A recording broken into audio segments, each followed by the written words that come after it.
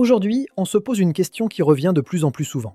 Est-ce qu'acheter un iPhone 13 en 2025, c'est encore une bonne idée? Avec 3 générations d'iPhone sorties depuis son lancement en 2021, est-ce que l'iPhone 13 tient encore la route face à la concurrence?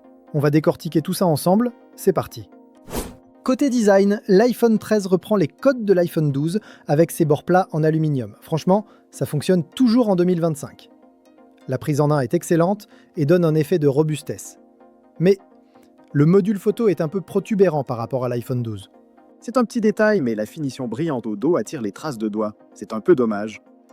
Concernant l'écran, l'iPhone 13 a une dalle OLED Super Retina XDR de 6,1 pouces, et la qualité d'image est indéniable.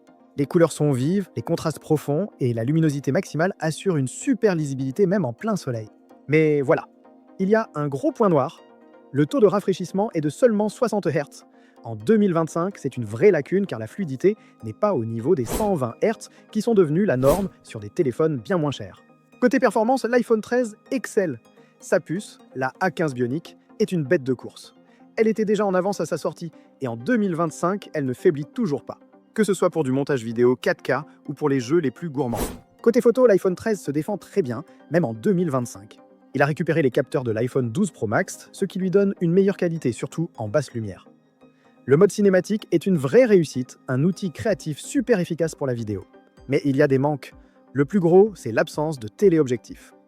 On est limité à un zoom numérique et lorsqu'on zoome, la qualité chute très vite. Enfin, le mode portrait est parfois un peu approximatif sur les contours. Et il y a toujours ce fameux lens flare, sorte d'halo lumineux sur les photos de nuit. Ce qui peut être frustrant pour les amateurs de photos. L'autonomie de l'iPhone 13 est tout simplement excellente. Il tient facilement la journée, et même un peu plus, grâce à sa batterie de 3240 mAh. Par contre, la vitesse de charge est clairement dépassée.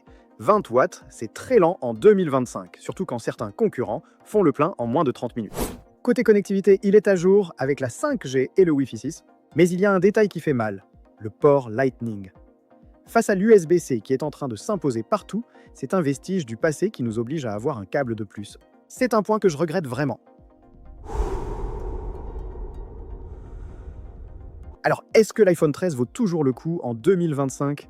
La réponse est oui. Il conserve un design qui vieillit bien, des performances à couper le souffle, et surtout, un support logiciel à long terme qui lui assure une grande longévité. Mais attention, n'achetez pas n'importe comment.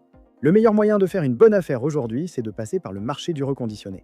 Pour un prix très attractif, on peut trouver un iPhone 13 en excellent état, avec une garantie de 24 mois. Et pour dénicher les meilleures offres reconditionnées, je ne saurais que trop vous recommander notre site repeat.fr. Voilà, j'espère que cette vidéo vous a aidé à y voir plus clair. Dites-nous en commentaire ce que vous pensez de l'iPhone 13 en 2025.